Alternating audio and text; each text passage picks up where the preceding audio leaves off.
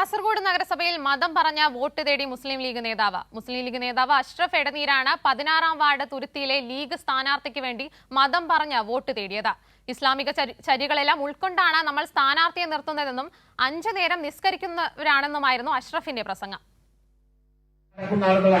5 വക്ത് നിസ്കരിക്കുന്ന ആളുകളാണ്, നോമ്പ് നോക്കുന്ന ആളുകളാണ്. നമ്മളൊരു സ്ഥാനാർത്ഥിയെ നിർത്തുമ്പോൾ അതെല്ലാം ഉൾക്കൊണ്ടുകൊണ്ട് നമ്മൾ ഇസ്ലാമികമായ എല്ലാ ചര്യകളെയും മുറുകെ പിടിച്ചുകൊണ്ടാണ് ഒരു സ്ഥാനാർത്ഥിയെ നിർത്തുന്നത്.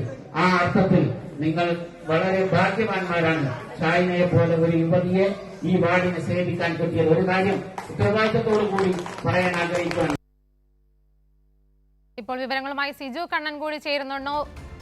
തെരഞ്ഞെടുപ്പ് അടുത്തിരിക്കെ മതം പറഞ്ഞാണ് വോട്ട് തേടുന്നത്. എന്തൊക്കെയാണ് കൂടുതൽ വിവരങ്ങൾ സിജു?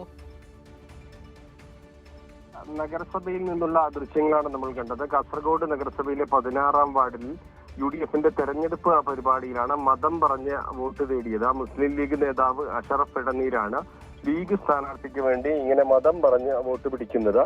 നമ്മൾ 5 നേരം നിസ്കരിക്കുന്നവരാണ്, നോമ്പ് നോൽക്കുന്നവരാണ്, ഇസ്ലാമിക ശൈലികളെല്ലാം ഉൾക്കൊണ്ടാണ് സ്ഥാനാർത്ഥിയെ നിർത്തുന്നത്. അതുകൊണ്ട് തന്നെ ഈ വാർഡിലെ മുസ്ലിം ലീഗ് സ്ഥാനാർത്ഥിയെ കിട്ടിയത് വലിയ ഭാഗ്യമാണ് എന്നാണ് അഷ്റഫ് എടനീർ പറയുന്നത്. 16-ാം വാർഡ് തുരുത്തിയിലെ ലീഗ് സ്ഥാനാർത്ഥി ഷാഹിനയുടെ തെരഞ്ഞെടുപ്പ് പരിപാടിയുമായി ബന്ധപ്പെട്ട വനിതാ സംഗമത്തിലാണ് ഇങ്ങനെ വിവാദമായ രീതിയിൽ ആ വോട്ട് തേടിയത്.